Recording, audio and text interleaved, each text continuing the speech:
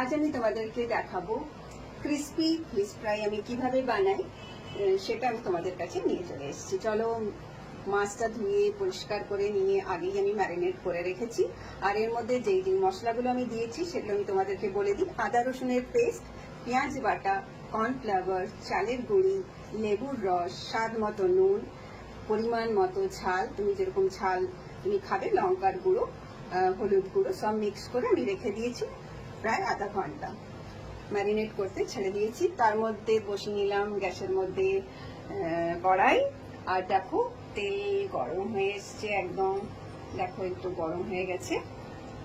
চলো এবার আস্তে আস্তে আমি মাছগুলোকে ছাড়বো। একটা বড়, একটা দুটো ছোট মাছ আমি দিয়ে দিলাম।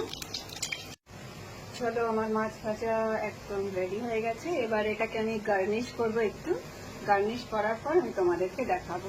ওকে, আমার fish fry ready, crispy fish fry. কেমন হয়েছে অবশ্যই তোমরা আমাকে জানাবে।